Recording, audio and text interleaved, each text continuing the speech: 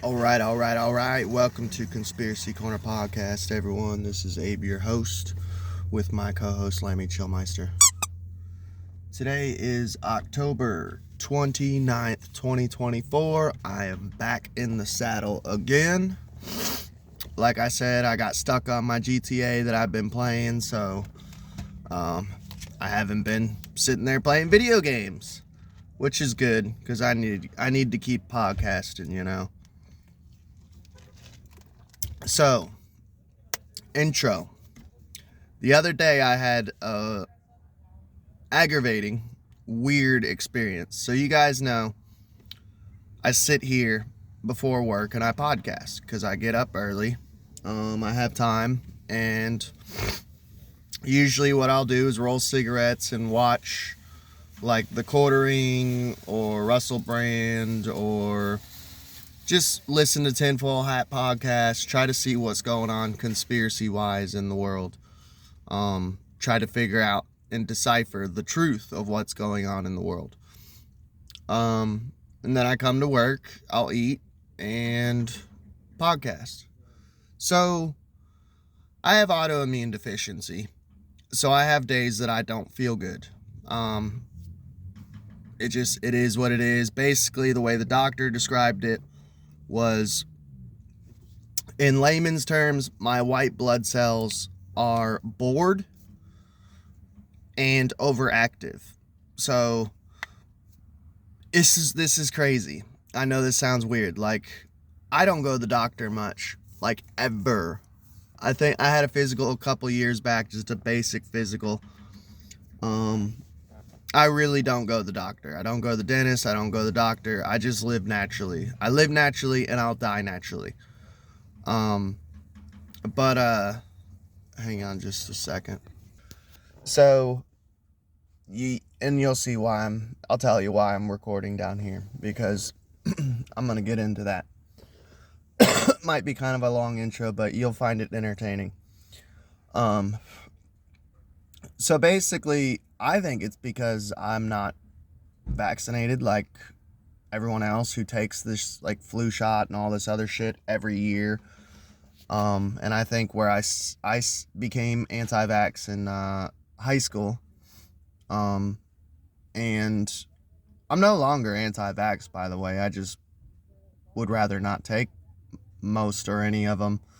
I took the hepatitis A shot a couple years back, several years ago, half a decade ago, because honestly, I'm a freak in the sheets and I do nasty things in the bedroom and would like to be protected because of that. But she basically described it like, she's like, okay, I don't know what you're doing with your body, like if you're taking lots of vitamins or what's going on. I really don't know you, you know. Because I don't have an actual physician. I just went to like a clinic. But she's like, you have autoimmune deficiency. I'm diagnosing you with that. I was like, are you telling me I got AIDS? And she's like, She's like, you'd have to do a blood test to figure out if you got HIV, which that's a whole nother rabbit hole. We're not going down it. She basically described that I am like too healthy to the point where my white blood cells are bored, so they're attacking my body because they can't find anything to kill. Because basically your white blood cells are like, they go through your body and like find viruses, find germs to attack. And like, she's like, I don't know what, it's weird, you know? So yeah, I get sick for no reason because my white blood cells are attacking my body because there's nothing in my body to like kill. There is, but there's not enough to keep them occupied. So then they just start attacking my body, like red blood cells and shit. It's kind of crazy. So I was having a day that I was just feeling under the weather. It was during Sam Tripoli was on Joe Rogan's podcast, and then Donald Trump was on Joe Rogan's podcast the next day. So I didn't feel like podcasts, and I had a couple hours to spare, so I was sitting here eating my dinner and watching Sam Tripoli on Joe Rogan. And I looked over, and there's this older lady. I think I know who it is. And she just keeps looking at me. And I'm like, what? You know? So I was like, that was weird. So I finished watching the podcast. It's time for me to go to work. I go in and I'm just working, and my buddy Ryan comes up and he's like, hey man, you got a complaint? I'm like, seriously, what the fuck did I do this time? Because honestly, dude, I don't fool around. I come in, I give my 100% every day. And I'm like, I don't know, I'm just aggravated. I'm like, what did I get a complaint on? She said, Kim got a call on you about you sitting in the parking lot. And I'm like, so? I don't bother anyone. I said, I sit here and eat, and then I record a podcast. Sometimes I sit here and play video games. Sometimes I read the newspaper. Like, why does it bother anyone? I work here. I'm showing up to work, you know. That should be good enough. And he's like, yeah, some lady said you were looking at her and licking your lips. And then she came in and she went back to her car and she left. And she called up here saying that you were looking at her, licking your lips, and she thinks you put a tracking device on her car. And I'm like, oh, so she's batshit. And he just starts laughing. I'm like, I said, what are you talking about? I was licking my lips. I said I was eating McDonald's, a McChicken, and French fries, you know? I'm like, yeah, and it's fucking fall. I don't know about you guys, but during the fall and winter time, my lips get dry. I usually keep like a chapstick in my pocket. So, I mean, yeah, my lips, they get dried, they get cracked. I've been licking my lips since fall started. I can already tell it's that time of the year. They're going to start drying out. Hell, when I was a little kid, my knuckles used to dry out real bad because my mom, made us use bar soap and like shit soap. And, it would make my knuckles dry out and crack, and they would literally bleed and stuff. I'd have to put chapstick on my fucking knuckles and Vaseline and stuff. But yeah, so I got a fucking complaint that I never got in any trouble because thankfully she was batshit and mentioned a tracking device. Because if she wouldn't have said that, I probably would have gotten in trouble because they would have, I don't know. I mean, it doesn't look good on me, like, if I'm sitting there staring at someone licking their lips. And, like, the sad thing is the woman who I think it is, there was two women who were, like, scoping me out. It was this fat black lady and an old white bitch. I think it was the old white bitch. But either way, I would fuck neither of them. And I'm not bashing old people. I've actually seen some, like, because I like skinny chicks.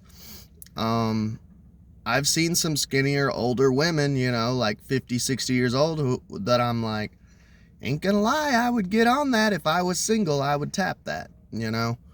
So age doesn't bother me unless they're like 80, 90 years old. Then it's like, no.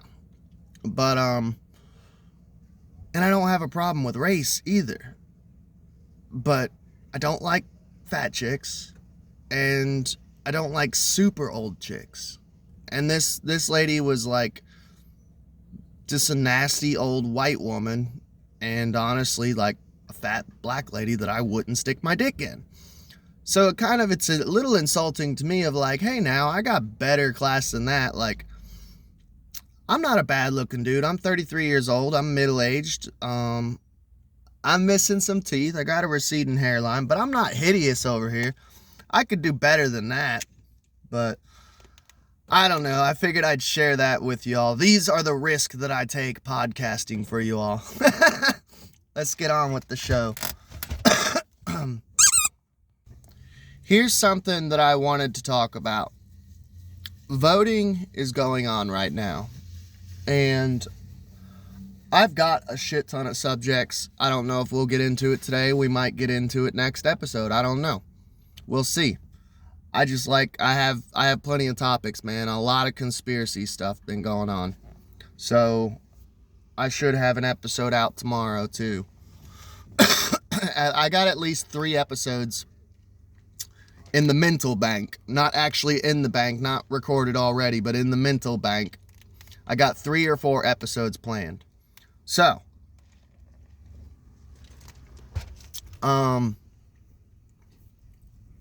voting, man. Voting's going on right now.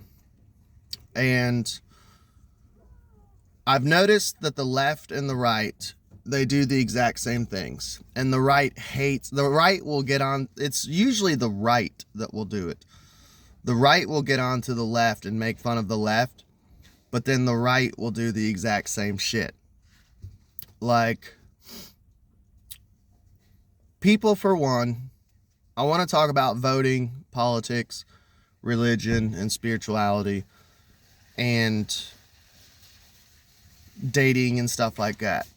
So, I am very open-minded to whatever. Like, first of all, let me say this. As a child, I remember during George Bush and Al Gore's race,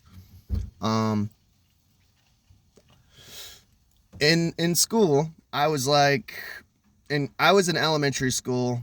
I think I was probably in I can't remember which grade it was. I don't know. I was in elementary school when George Bush and Al Gore were running against each other. And they were teaching us about voting, and they actually let us do a little vote and do our own ballots, and we had to keep it secret, not tell anyone unless we wanted to, and they were teaching us the concept of voting. And they were giving us basic stuff. They're like, you could vote for George Bush or Al Gore. No third party. So they were already brainwashing us that there's no such thing as third party. You can't vote third party. And I voted for Al Gore. And actually, to this day, Al Gore's a piece of shit. He's married to a Rothschild. He's tied in with the whole Great Reset as far as climate control and all that bullshit. Climate change, I mean, you know what I'm saying. He's an idiot. But I actually supported Al Gore for a long time until I found out he's a complete tool. But I voted for Al Gore. And you know why?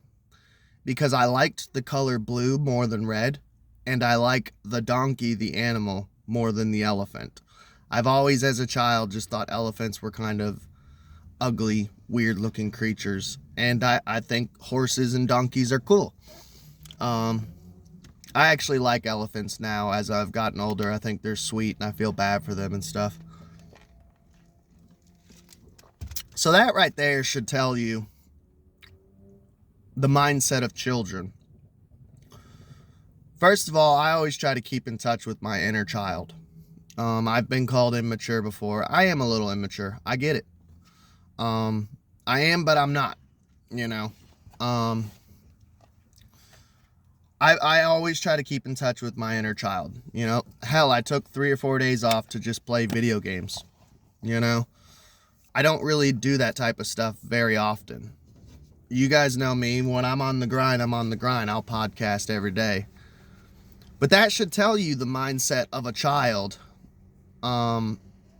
especially in this day and age when they think that children can choose their gender and get sex changes and stop puberty and ruin their sex life for the rest of their life, you know.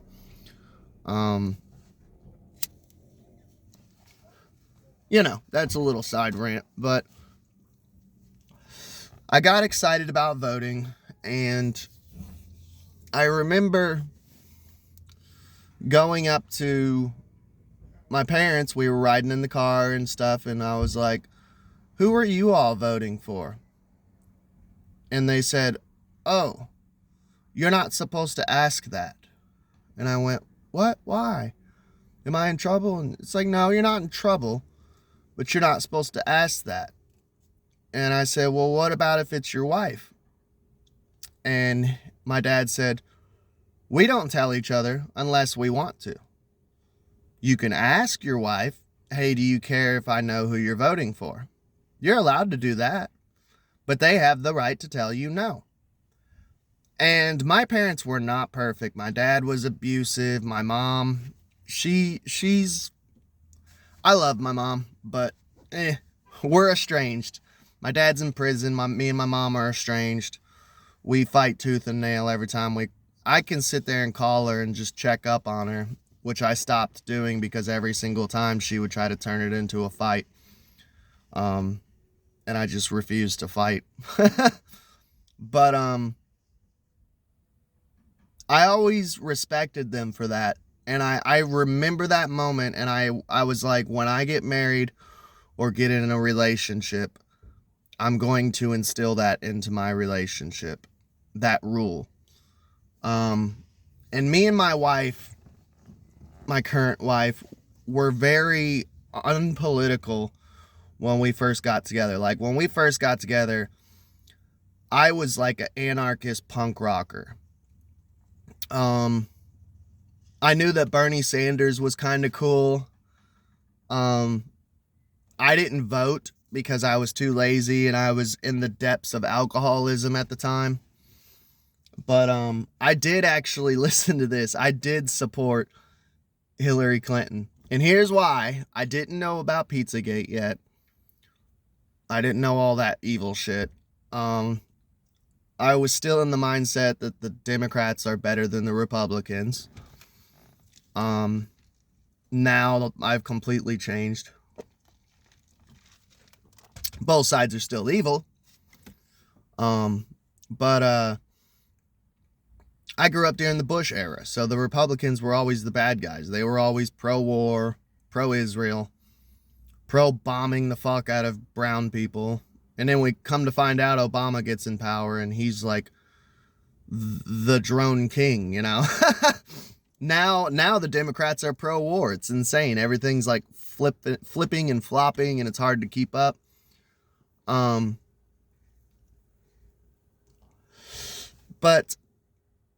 I was very unpolitical. I was like, I ain't voting. Fuck that. It's probably all rigged.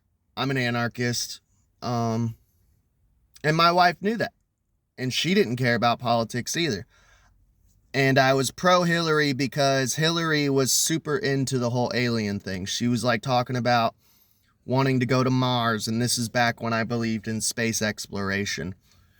And she was talking about wanting to go to Mars and finding alien life. And they're going to look into the alien stuff. And I'm like, oh, I'm going to vote for this chick. Because at the time, I was an ancient astronaut theorist. I still kind of am.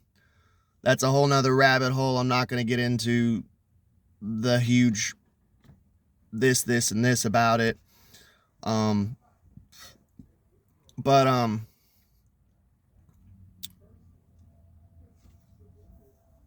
fuck, hang on. But then there was a part of me that started liking Trump because I was a 9/11 truther. I was a conspiracy theorist, and I knew about 9/11 being an inside job. And Trump was talking about reopening and investigating, which he never fucking did. That's one of the things why I don't like Trump, you know, because he didn't really do a lot of the shit that he said he was going to do. JFK files, we never got those. 9/11 files, we never got those. So both of them were talking conspiracy shit that I was into. But I also wanted Hillary in because I wanted to get a woman president in so I never have to hear a woman go, well, we've never had a president. But we were both non-political. We didn't really get into politics until I fell into the QAnon trap. And I joined the Trump train and I was super pro-Trump. And we both voted. And at the time, she thought I was batshit about the QAnon stuff. Thankfully, she didn't fall into it too. And it took me about a year of going through the QAnon rabbit hole to realize that it was a psyop, you know, and that I was tricked. That no one's coming to save the day. We have to save ourselves. And she was awesome during that time period. I still pat her on the back and I'm like, I'm sorry I went so crazy. Thank you for staying with me. Thank you for being patient. Thank you for being understanding and actually listening to me and not going off on me and wanting to shake me and lock me in a mental home, which is, looking back on it, I wouldn't have blamed her if she would have. But even then, I still had that mindset of, who are you voting for, if you don't mind me asking, but you don't have to tell me if you don't feel comfortable. Politics should never affect your marriage. A good example is this year, this political time, I was all over the place when the race first started. This was way back when DeSantis was running. Like, at first I was like, I kind of liked DeSantis at first, you know. And then he started doing some weird stuff down in Florida, like passing some like pro-Zionist laws of where you can't criticize Israel, that it made it like a crime. You can't criticize him. It made it a crime. And I found out he was a jailer for Guantanamo Bay, which is concerning because those jailers, as someone who's been in jail 3 times, there's a lot of psycho jailers. They're usually not mentally well. My mom dated a jailer who used to be physically abusive to her and tried to keep her at home, told her she couldn't call her. He tried to cut her off from her family and shit. He had Napoleon complex. He was a real tiny guy, really mean to my mom. Jailers are usually, sorry if you're a jailer, but most jailers are just psychopaths. So I jumped off DeSantis. I got onto Vivek Ramaswamy. I liked him a lot. And then RFK ran. And I was RFK all the way. I have loved RFK for years. Even before he said he was going to run for president, I loved RFK. I still love RFK. Once he dropped out, and here we go. I was RFK, and my wife, you know, I asked her, who are you voting for? And she's like, honey, you know just as well as I do, RFK's not going to win. I said, I know, but that's not the point. I need to vote for the right person who I believe in my heart of hearts is the correct person to vote for. And in my heart of hearts, and I still believe this, that RFK was the best person for the job.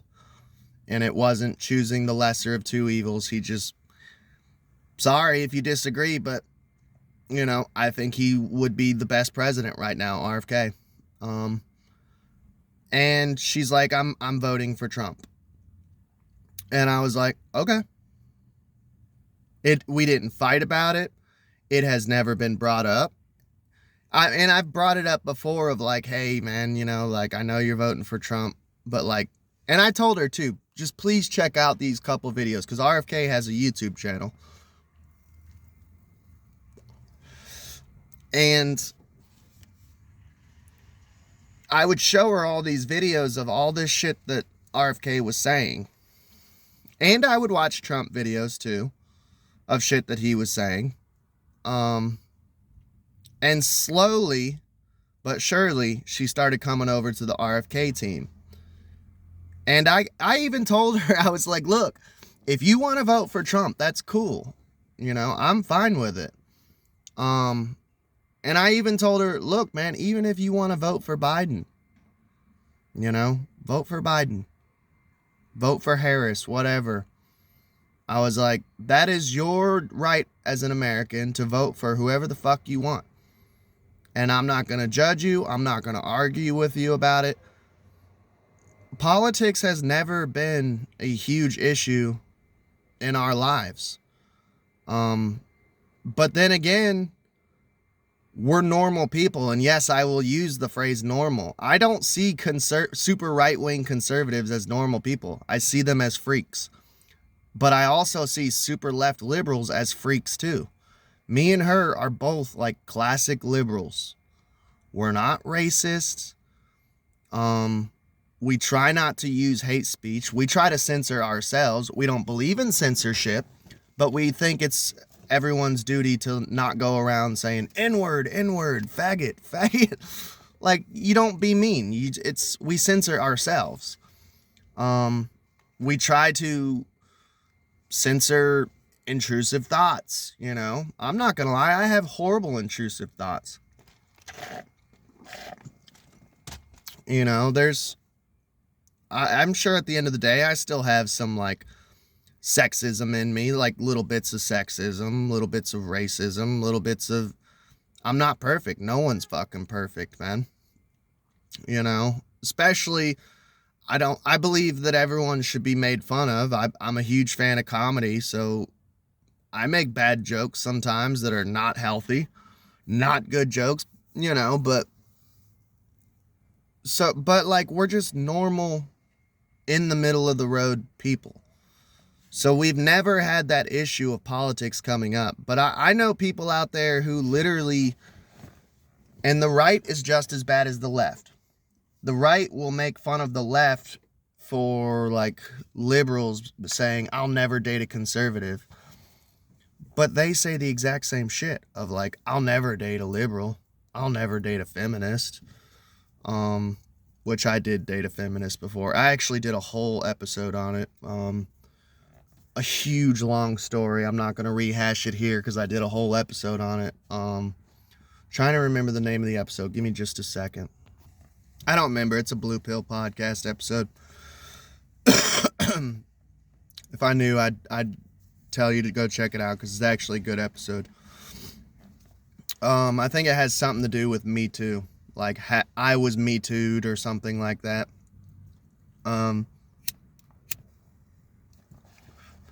So, yeah, I will never date a feminist.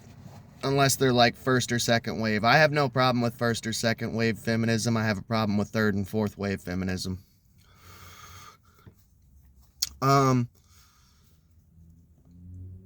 But like another example, like I had a favorite teacher, man, who was like,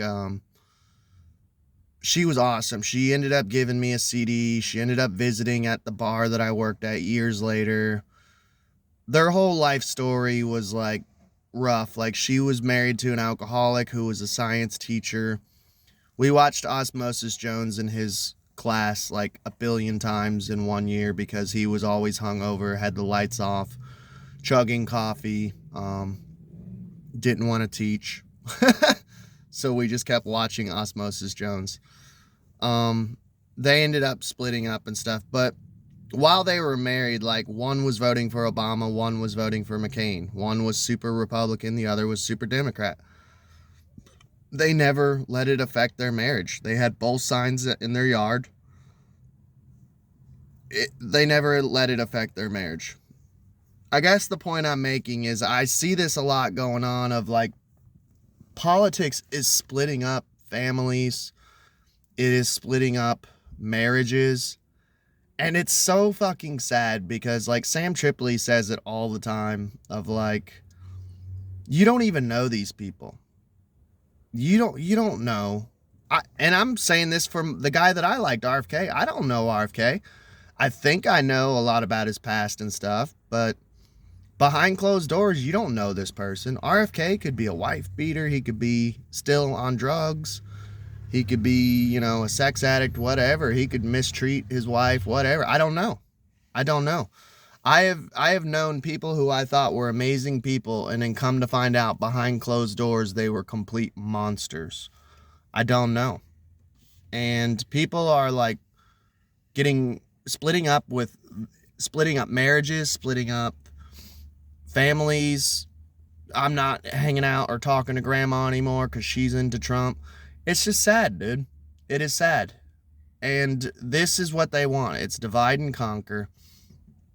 My wife is voting this year. She's voting for Trump. I chose to drop out with RFK. I had thought about doing the lesser of two evils, but I'm like, no, I shouldn't think like that. If my guy cannot win, I don't want, if he's not running anymore, I don't want to vote, you know? And, she respects my decision and I respect hers. She wants to go out and vote Trump, and I'm like, cool, I support you. He is the lesser of two evils. If I can't get what I want, I don't want to do it. You know, I wanted RFK. He's out. I'm out. You know? But I noticed in comment sections, someone saying the other day of like, well, if you don't vote, you don't have the right to complain. And I used to think like that until they rigged last year's election. Or not last year, but the last election. I don't think like that anymore.